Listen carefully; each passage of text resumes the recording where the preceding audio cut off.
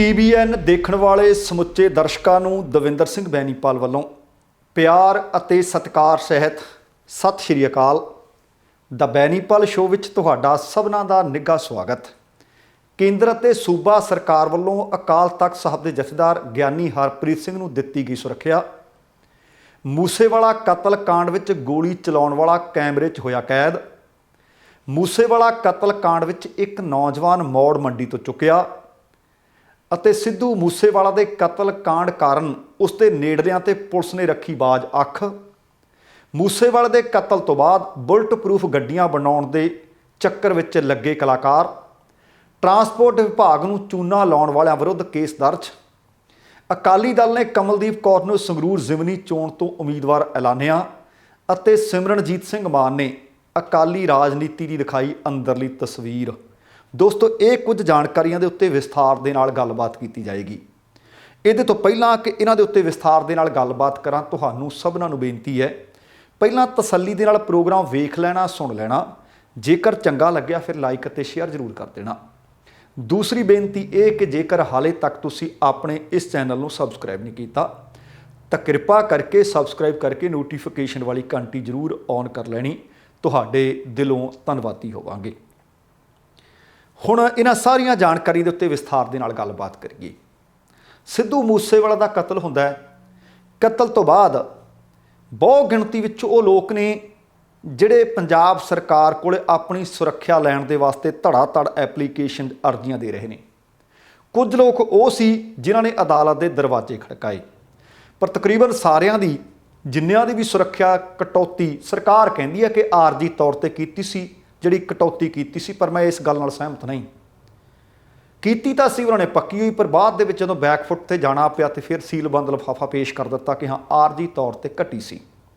ਘੱਲੂਘਾਰਾ ਦਿਵਸ ਤੇ ਧਿਆਨ ਨੂੰ ਮੱਦੇ ਨਜ਼ਰ ਰੱਖਦਿਆਂ ਫਿਰ ਕੱਟੀ ਸੀ। ਪਰ ਹੁਣ ਖਬਰ ਮਿਲ ਰਹੀ ਹੈ ਕਿ ਸਿੰਘ ਸਾਹਿਬ ਗਿਆਨੀ ਹਰਪ੍ਰੀਤ ਸਿੰਘ ਸ਼੍ਰੀ ਅਕਾਲ ਤਖਤ ਸਾਹਿਬ ਦੇ ਜਥੇਦਾਰ ਨੇ ਉਹਨਾਂ ਦੀ ਸੁਰੱਖਿਆ ਛਤਰੀ ਦੇ ਵਿੱਚ ਵੀ ਕਟੌਤੀ ਕੀਤੀ ਸੀ ਤੇ ਉਹਨਾਂ ਨੇ ਸਾਰੀ ਸੁਰੱਖਿਆ ਹੀ ਲੈਣ ਤੋਂ ਇਨਕਾਰ ਕਰ ਦਿੱਤਾ ਸੀ। ਉਹਦੇ ਤੋਂ ਬਾਅਦ ਸੁਰੱਖਿਆ ਬਹਾਲ ਕੀਤੀ, ਉਹ ਕਹਿੰਦੇ ਨਹੀਂ ਲੈਣੀ। ਉਹਦੇ ਤੋਂ ਬਾਅਦ ਕੇਂਦਰ ਸਰਕਾਰ ਨੇ ਆ ਕੇ ਸੁਰੱਖਿਆ ਦੇਣੀ ਹੈ, ਕਹਿੰਦੇ ਨਹੀਂ ਲੈਣੀ। ਕਹਿਣ ਦਾ ਭਾਵ ਉਹਨਾਂ ਵੱਲੋਂ ਵਾਰ-ਵਾਰ ਸੁਰੱਖਿਆ ਛਤਰੀ ਲੈਣ ਤੋਂ ਇਨਕਾਰ ਕਰਨ ਦੇ ਬਾਵਜੂਦ ਵੀ ਮੌਜੂਦਾ ਹਾਲਾਤ ਨੂੰ ਮੱਦੇਨਜ਼ਰ ਰੱਖਦਿਆਂ ਕੇਂਦਰ ਸਰਕਾਰ ਨੇ ਵੀ ਤੇ ਪੰਜਾਬ ਸਰਕਾਰ ਨੇ ਵੀ ਉਹਨਾਂ ਨੂੰ ਜ਼ਬਰਨ ਸੁਰੱਖਿਆ ਛਤਰੀ ਦੇ ਦਿੱਤੀ ਹੈ। ਦੱਸਣਾ ਬਣਦਾ ਹੈ ਕਿ ਗਿਆਨੀ ਹਰਪ੍ਰੀਤ ਸਿੰਘ ਨੂੰ ਕੇਂਦਰ ਸਰਕਾਰ ਦੇ ਵੱਲੋਂ ਗੱਡੀ ਸਮੇਤ CRPF ਦੇ 5 ਜਵਾਨਾਂ ਦੀ ਟੁਕੜੀ ਦਿੱਤੀ ਗਈ ਹੈ, ਜਦਕਿ ਪੰਜਾਬ ਸਰਕਾਰ ਦੇ ਵੱਲੋਂ ਪਹਿਲਾਂ ਜਿਹੜੇ ਦਿੱਤੇ 6 ਸੁਰੱਖਿਆ ਕਰਮਚਾਰੀ ਸੀ ਉਹ ਵੀ ਬਹਾਲ ਕਰ ਦਿੱਤੇ ਗਏ ਹੈ। ਜਥੇਦਾਰ ਦੀ ਸੁਰੱਖਿਆ ਦੇ ਵਿੱਚ ਕੇਂਦਰ ਵੱਲੋਂ ਤਾਇਨਾਤ ਕੀਤੀ ਜੈੱਡ ਸੁਰੱਖਿਆ ਦੀ ਪਹਿਲੀ 6 ਮੈਂਬਰੀ ਟੀਮ ਅੰਮ੍ਰਿਤਸਰ ਪਹੁੰਚ ਗਈ ਸੀ। ਇਸ ਸੁਰੱਖਿਆ ਟੀਮ ਦੇ ਵਿੱਚ ਇੱਕ ਹੈੱਡ ਕਾਂਸਟੇਬਲ ਦੱਸਿਆ ਗਿਆ ਹੈ, 4 ਕਾਂਸਟੇਬਲ ਅਤੇ 1 ਡਰਾਈਵਰ ਹੈ। ਬੀਤੇ ਕੱਲ੍ਹ ਤੋਂ ਕੇਂਦਰ ਸਰਕਾਰ ਨੇ ਜਥੇਦਾਰ ਸਾਹਿਬ ਦੀ ਸੁਰੱਖਿਆ ਲਈ ਚੰਡੀਗੜ੍ਹ ਤੋਂ ਐਮਰਜੈਂਸੀ ਡਿਊਟੀ ਤੇ CRPF ਦੀ 220 ਬਟਾਲੀਅਨ ਦੇ ਜਵਾਨ ਭੇਜ ਦਿੱਤੇ ਸਨ ਅਤੇ ਇਹ ਸੁਰੱਖਿਆ ਕਰਮਚਾਰੀ 6 ਜੂਨ ਤੋਂ ਬਾਅਦ ਵਾਪਸ ਪਰਤਣਗੇ। ਇਹਨਾਂ ਜਵਾਨਾਂ ਦੇ ਵਾਪਸ ਜਾਣ ਤੋਂ ਬਾਅਦ CRPF ਦੀ 235 ਬਟਾਲੀਅਨ ਦੇ 20 ਦੇ ਕਰੀਬ ਜਵਾਨ ਪੱਕੇ ਤੌਰ ਤੇ ਸਿੰਘ ਸਾਹਿਬ ਦੀ ਸੁਰੱਖਿਆ ਵਿੱਚ ਤਾਇਨਾਤ ਕਰ ਦਿੱਤੇ ਜਾਣਗੇ। ਤੇ ਇਹਦੇ ਬਾਰੇ ਗਿਆਨੀ ਹਰਪ੍ਰੀਤ ਸਿੰਘ ਹੋਰਾਂ ਦਾ ਵੀ ਜਵਾਬ ਆਇਆ। ਉਹ ਕਹਿੰਦੇ ਮੈਂ ਸੁਰੱਖਿਆ ਨਾ ਕੇਂਦਰ ਤੋਂ ਲੈਣੀ ਹੈ ਤੇ ਨਾ ਮੈਂ ਲੈਣੀ ਹੈ ਪੰਜਾਬ ਸਰਕਾਰ ਤੋਂ, ਪਰ ਫਿਰ ਵੀ ਮੈਨੂੰ ਜ਼ਬਰੀ ਸੁਰੱਖਿਆ ਦਿੱਤੀ ਜਾ ਰਹੀ ਹੈ। ਤੁਹਾਨੂੰ ਇੱਕ ਵਾਰੀ ਫਿਰ ਯਾਦ ਕਰਵਾ ਦਿਆਂ ਕਿ ਬੀਤੇ ਦਿਨੀ ਸਰਕਾਰ ਦੇ ਵੱਲੋਂ ਗਿਆਨੀ ਹਰਪ੍ਰੀਤ ਸਿੰਘ ਹੋਰਾਂ ਦੀ ਸੁਰੱਖਿਆ ਘਟਾ ਦਿੱਤੀ ਗਈ ਸੀ ਤੇ ਬਾਕੀ ਰਹਿੰਦੀ ਉਹਨਾਂ ਨੇ ਮੋੜ ਦਿੱਤੀ ਸੀ। ਉਹਦੇ ਤੋਂ ਬਾਅਦ ਜਦੋਂ ਸਿੱਧਾ ਲਗਾਤਾਰ ਪੁੱਛ ਪੜਤਾਲ ਕੀਤੀ ਜਾ ਰਹੀ ਹੈ, ਹੁਣ ਖਬਰ ਮਿਲ ਰਹੀ ਹੈ ਕਿ ਇਸੇ ਕਤਲ ਕਾਂਡ ਨੂੰ ਆਧਾਰ ਬਣਾ ਕੇ ਮੌੜ ਮੰਡੀ ਤੋਂ ਇੱਕ ਸ਼ੱਕੀ ਵਿਅਕਤੀ ਹਿਰਾਸਤ ਵਿੱਚ ਲਿਆ ਗਿਆ। ਅਸਲ ਦੇ ਵਿੱਚ ਉਹ ਨੌਜਵਾਨ ਅਬੋਹਰ ਦਾ ਦੱਸਿਆ ਜਾ ਰਿਹਾ ਹੈ, ਪਰ ਪੁਲਿਸ ਇਸ ਮਸਲੇ ਦੇ ਵਿੱਚ ਬਹੁਤੀ ਕੋਈ ਜਾਣਕਾਰੀ ਭਾਵੇਂ ਨਹੀਂ ਦੇ ਰਹੀ। ਪਰ ਸਾਡੇ ਸੂਤਰਾਂ ਤੋਂ ਇਹ ਜਾਣਕਾਰੀ ਮਿਲੀ ਹੈ ਕਿ ਜਿਸ ਨੌਜਵਾਨ ਨੂੰ ਹਿਰਾਸਤ ਵਿੱਚ ਲਿਆ ਗਿਆ, ਸ਼ੱਕੀ ਵਿਅਕਤੀ ਆ ਉਹਦਾ ਨਾਮ ਗੌਰਵ ਹੈ। ਇਹ ਵੀ ਜਾਣਕਾਰੀ ਮਿਲੀ ਹੈ ਕਿ ਮੌੜ ਮੰਡੀ ਦੇ ਵਿੱਚ ਭਾਰੀ ਪੁਲਿਸ ਫੋਰਸ ਨੇ ਇੱਕ ਘਰ ਨੂੰ ਸਵੇਰੇ ਜਾ ਕੇ ਘੇਰਾ ਪਾ ਲਿਆ ਤੇ ਉਸ ਨੌਜਵਾਨ ਨੂੰ, ਉਸ ਸ਼ੱਕੀ ਵਿਅਕਤੀ ਨੂੰ, ਕਿਉਂਕਿ ਮੈਂ ਕੱਲ੍ਹ ਵੀ ਵੇਖ ਰਿਹਾ ਸੀ, ਮੈਂ ਨੌਜਵਾਨ ਆਖਿਆ ਸੀ, ਕਈਆਂ ਨੇ ਹੇਠਾਂ ਕਮੈਂਟ ਕੀਤੇ ਕਿ ਗੈਂਗਸਟਰ ਕਹੋ ਜੀ, ਬਦਮਾਸ਼ ਕਹੋ, ਕਿਉਂਕਿ ਹਾਲ ਦੀ ਘੜੀ ਇਹ ਸ਼ੱਕ ਦੇ ਆਧਾਰ ਤੇ ਚੱਕੇ ਜਾ ਰਹੇ ਨੇ। ਹੁਣ ਆਪਾਂ ਕਿਸੇ ਨੂੰ ਬਦਮਾਸ਼ ਕਹੀ ਜਾਈਏ, ਹੋ ਸਕਦਾ ਉਹਨਾਂ ਦਾ ਕਸੂਰ ਹੀ ਕੋਈ ਨਾ ਨਿਕਲੇ। इस करके ये शक्की व्यक्ति है जिहड़ा पुलिस उसनूं घरों चुक के अपने नाल लै गई है। तो यह भी पता लग रहा कि यह जिहड़ा व्यक्ति शक के आधार पर चुक्या गया है, तकरीबन हफ्ता क पहलां अबोहर तो अपनी भैन कोल मौड़ मंडी आया सी। परिवारक मैंबर कहते हैं कि जदों पुलिस उन्होंने घर आई, उन्होंने दस्सिया कि असीं CIA स्टाफ तो आए हैं। उन्होंने बस होर साडे नाल कोई गल नहीं की, उस नौजवान नूं चुक्या ते चुक के पुछ गिछ दे कह के अपने नाल लै गए। जदों असीं पुछया कि इहदा कसूर की है, वो कहंदे कोई नहीं, किसी अहम मसले दे विच इहदे कोलों पुछ गिछ करनी है, पुछ गिछ दे बाद इहनूं असीं छड्ड जांगे। इहदे तो वाधू कहंदे सानूं कुछ नहीं दस के गए। पर हुण आम लोकां दी जुबान ते भी एक सवाल है कि जेकर 3 दिन सिद्धू मूसेवाल दे पिंड दे विच उन्हां दे घर दे नेड़े जिहड़े CCTV कैमरे जिੱਥੋਂ कितों भी मिले ने, 21 CCTV कैमरे पुलिस ने जब्त कीते है कि करोला कार 3 दिन उन्हां दे घर दे आले दुआले नज़र आई है। 4 दिन पहलां पता लग गया कि 25 मई नूं जिहड़ी बलैरो हरियाणे विच भी नज़र आई है। 4 दिन पहलां वो भी मानसा पहुँच गई सी ते हुण शक दा जिहड़ा घेरा है वो मूसे पिंड पहुँच गया, क्योंकि हाल दी घड़ी इस कतल कांड की गुत्थी मुकम्मल तौर पर सुलझी नहीं। पर पुलिस दावा कर रही है कि असीं मामले के बिल्कुल नेड़े जा चुके हैं। इसे करके असीं वख-वख थावां तो बहुत सारे लोगों नूं हिरासत विच लैके पुछ गिछ कर रहे हैं। पर हुण जिहड़ी जानकारी मिली है कि सिद्धू मूसेवाल दे जिहड़े नेड़ले व्यक्ति सी, उन्हां दे मोबाइल, उन्हां दीयां हरकतां, कित्थों किहदे नाल मिलदे सी, किहदे नाल गल करदे सी, किन्नी देर किहदे नाल गल करदे सी, दिन विच किन्नी वार किहड़े नंबर ते गल कीती गई, इस तह तक जाणदे वास्ते उन्हां दे मोबाइल फोन का डाटा उन्होंने फरोलना शुरू कर दिता है। ये भी पता लग्या है कि मूसा पिंड दे नाल संबंधित कई व्यक्तियों के उत्ते पुलिस की बाज अख है। यह भी पता लग्या है कि उन्हां दे फोन खंगाले जा रहे हैं कि किहदे नाल कदों किवें संपर्क करते रहे। तो इन्हां व्यक्तियों की गिणती 13 दसी जा रही है कि 13 व्यक्ति मूसा पिंड नाल संबंधित ने, जिन्हां दे उत्ते इस वक्त पुलिस ने बाज अख रख लई है। पुलिस नूं शक है कि किते किसी घर के भेती ने लंका ना ढाही होवे। तो इस मामले की जांच मानसा पुलिस के नाल सिट भी कर रही है, जिसकी अगवाई एंटी गैंगस्टर टास्क फोर्स के ADGP प्रमोद भान, IG जसकरण सिंह, AIG गुरमीत सिंह चौहान, मानसा के SSP गौरव तूरा खुद कर रहे हैं। पुलिस का कहना है कि परिवार को छेती इंसाफ दिवाया जाऊ। ये भी जानकारी मिली है कि मानसा पुलिस ने 3 होर व्यक्ति भी गिरफ्तार किए हैं और उन्होंने तो भी इस कतलकांड के बाबत पुछगिछ की जा रही है। हरियाणे तो भी कुछ नौजवानों तो पुछगिछ की जा रही है, जिन्हां दे तार इस कतलकांड के नाल जुड़े हो सकते हैं। हुण जेकर सचमुच आने वाले समय कल कल्लां नूं पिंड मूसा दे विचों ही कोई व्यक्ति ये साजिश दे विच पाया गया तो तुसीं देखो कि इहदे तो वड्डा दुखांत कोई नहीं हो सकता। जे दुनिया का सब तो वड्डा गायक ड्रेक उहदे बाबत अखां चों अथरू घेर रहा है, नाइजीरिया का एक रैपर उन्हां दे हक विच खलो गया है। दुनिया भर के लोग कहते कि धक्का हो गया है, मापे विचारे जाण तक कित्थे जाण। जे पिंड मूसे का ही कोई व्यक्ति इस साजिश के विच आ जिथे बाज अख रख लई है कि उहदे नेड़ले बंदियां नहीं तां नहीं किते सूह दित्ती कि लै बई घरों कढ़ता शिकार तुहाडा, अज उहदे कोल बुलट प्रूफ गड्डी भी है नहीं, अज उहदे नाल गनमैन भी है नहीं, तो इहदे तो वड्डा दुखांत कोई नहीं होना। क्योंकि कारण है कि बीते समय ते जेकर नज़र मारीए, भावें कि इहनूं बिल्कुल इहदे नाल ना मिलायो, पर मैं तुहानूं याद करवाउणा चाहुंदा है कि करतार सिंह सराभा महान देश भगत, पर उन्हां दी मुखबरी करन वाला उन्हां दे पिंड दा ही बंदा सी। गदारी भी पिंड दे नहीं कीती सी, किते आ गदार कोई पिंड चों ना निकल आवे। ये आउण वाला समा दसो, पर 13 बंदे दसे जा रहे हैं जिन्हां दे उत्ते इस वक्त अख रख लई है। ते हुण मूसेवाला दा तां कतल हो गया, कोई होर पुत्र दुनिया तो इंज किसदा अणियाई ना जावे। इहदे वास्ते सानूं कुछ एक तां आप ही समझना पऊ, संभलना पऊ कि आह लोकां दी बराबरी करन दी कोई जरूरत नहीं। हंसराज हंस होरां दा एक बयान मैनूं चंगा लग्या। वो कहंदे नौजवानां दे हत्थां 'च हथियार नहीं, गाउण वालियां दे हत्थां दे विच हथियार नहीं, तूंबियां हो सकदियां ने। सो ये गल आ, बिल्कुल तुसीं भी आप ते अपने बच्चे नूं समझाओ कि तुहाडे हत्थां 'च हथियार नहीं, किताबां हो सकदियां ने। उन्हां दा कतल हो गया। कतल किए जाण तो बाद दहशत बहुत है।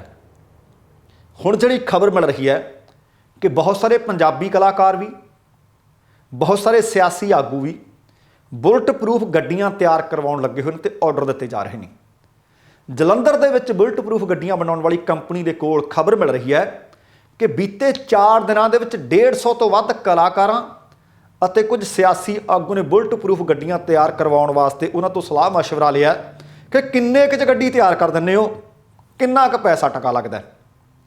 जलंधर की एक बुलट प्रूफ गड्डियां तैयार करने वाली ये कंपनी पूरे भारत भर दे विच मशहूर है तो बुलट प्रूफ गड्डियां तैयार करवाउण दे लई संपर्क करन वालियां दे विच दिल्ली, पंजाब, हरियाणा, राजस्थान, यूपी ਅਤੇ कई होर सूबिਆਂ ਦੇ कलाकार ਤੇ कुछ सियासी आगू दसे जा रहे हैं तो कुछ उद्योगपति भी दसे गए हैं। इस कंपनी के नाल जिन्हों ने संपर्क किया सब तो वध राजस्थान के लोग दसे गए हैं, जिन्हों की गिणती 37 दसी गई है। हरियाणे के लोगों की गिणती 30 दसी गई है।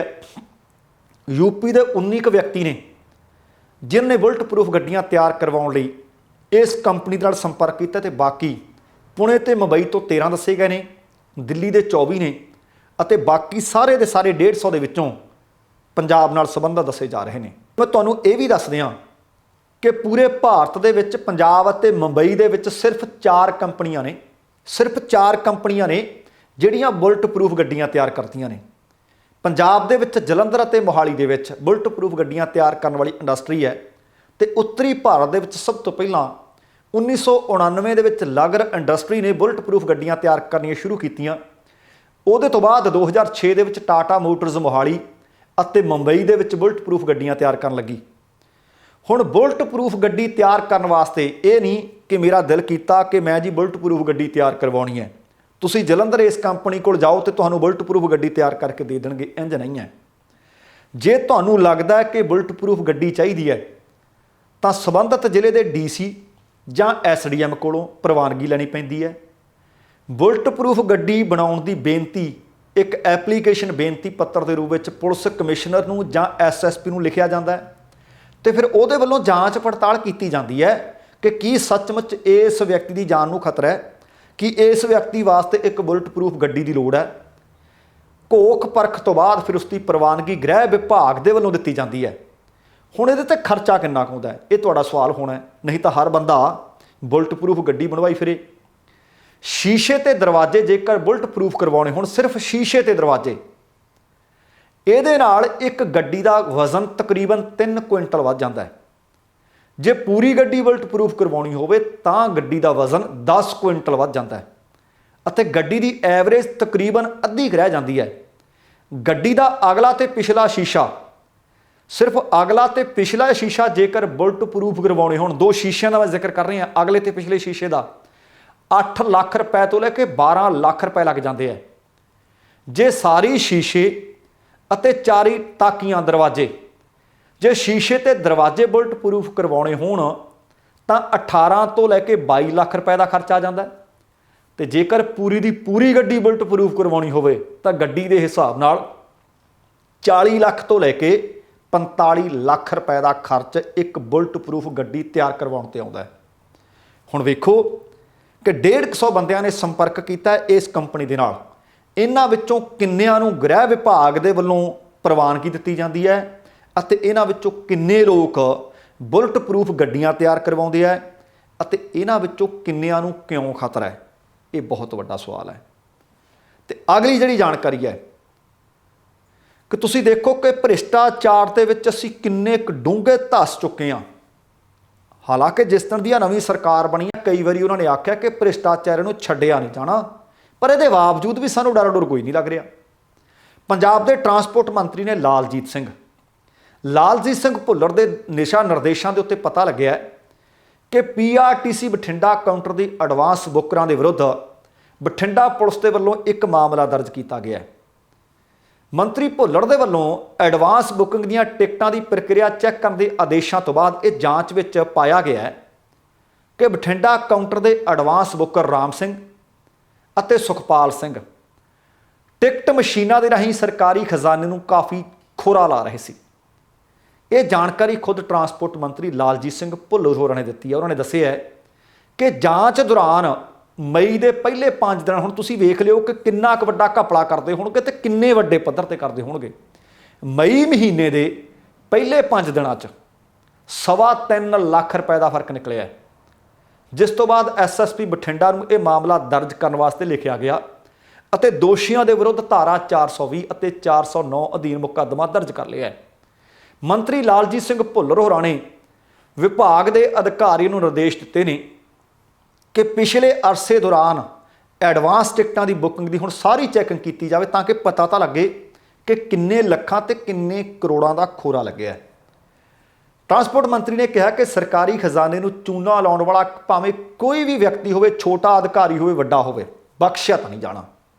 ਤੇ ਨਾਲ ਉਹਨਾਂ ਨੇ ਸਾਰੇ ਮੁਲਾਜ਼ਮਾਂ ਨੂੰ ਸੁਚੇਤ ਕਰ ਦਿੱਤਾ ਹੈ ਕਿ ਤਨਖਾਹ ਮਿਲਦੀ ਹੈ ਤੁਹਾਨੂੰ, ਕੰਮ ਇਮਾਨਦਾਰੀ ਨਾਲ ਵੀ ਕਰੋ ਤੇ ਤਨਦੇਹੀ ਨਾਲ ਵੀ ਕਰੋ ਤਾਂ ਕਿ ਸਰਕਾਰੀ ਖਜ਼ਾਨੇ ਨੂੰ ਖੋਰਾ ਨਾ ਲੱਗੇ, ਸਰਕਾਰੀ ਖਜ਼ਾਨੇ 'ਚ ਪੈਸਾ ਆਵੇ।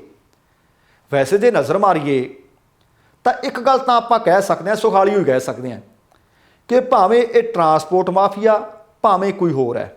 ਪਹਿਲੀ ਗੱਲ ਤਾਂ ਮਾਫੀਆ ਸ਼ਬਦ ਤੁਸੀਂ ਦੇਖੋ ਕਿ ਹਰੇਕ ਮਹਿਕਮੇ 'ਚ ਆ ਗਿਆ।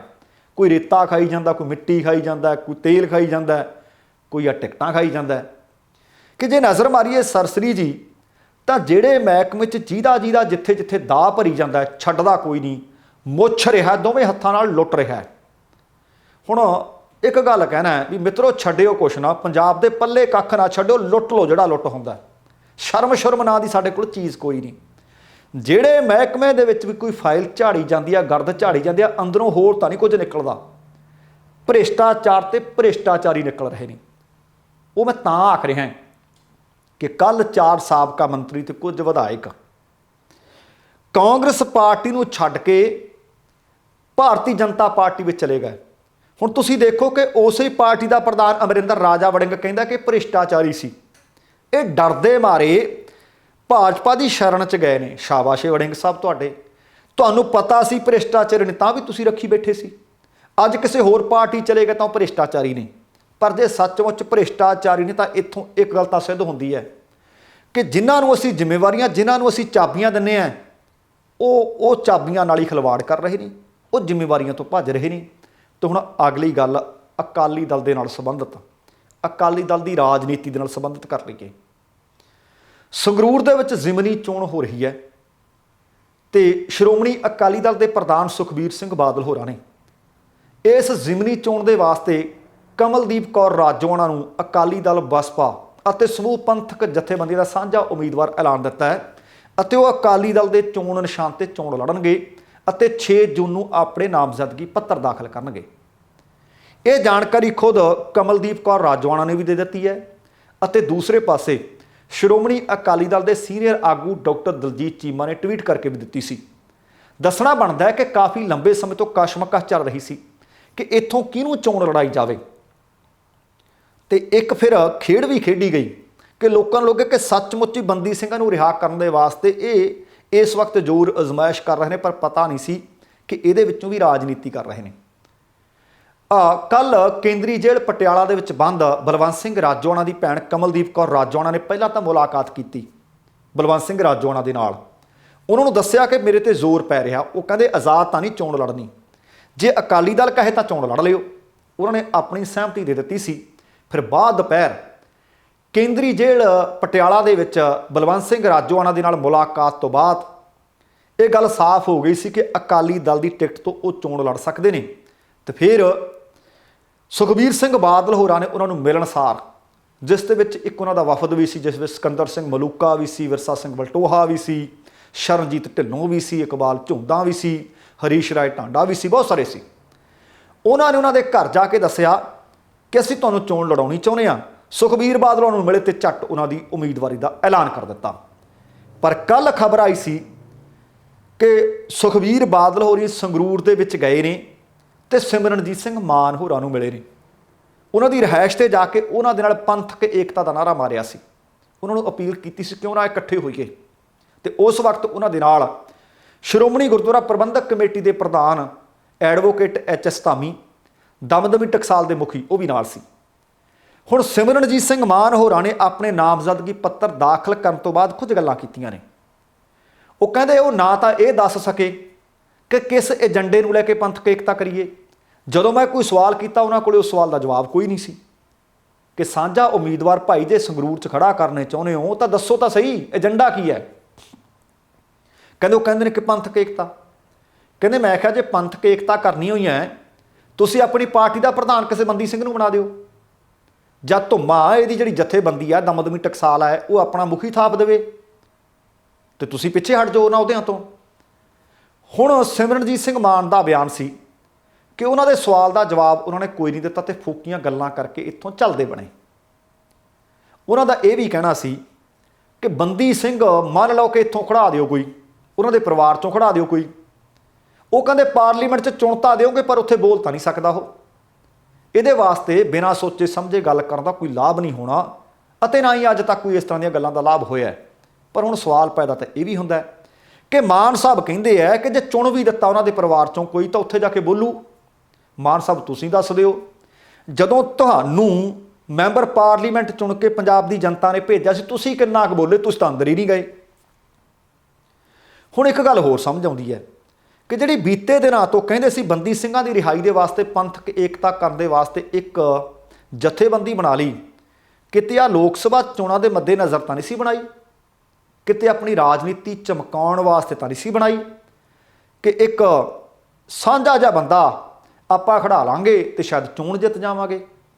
ਪਾਰਲੀਮੈਂਟ ਦੇ ਵਿੱਚ ਜਾ ਕੇ ਕਹਿੰਦੇ ਜੇਕਰ ਸਭ ਤੋਂ ਧੜੱਲੇ ਨਾਲ ਬੰਦੀ ਸਿੰਘਾਂ ਦੀ ਆਵਾਜ਼ ਚੁੱਕ ਸਕਦਾ ਹੈ ਤਾਂ ਸਿਮਰਨਜੀਤ ਸਿੰਘ ਮਾਨ ਕਹਿੰਦੇ ਕਿ ਮੈਂ ਚੁੱਕ ਸਕਦਾ, ਮੇਰੇ ਵਰਗੀ ਹੋਰ ਕੋਈ ਧੜੱਲੇਦਾਰ ਆਵਾਜ਼ ਹੈ ਹੀ ਨਹੀਂ।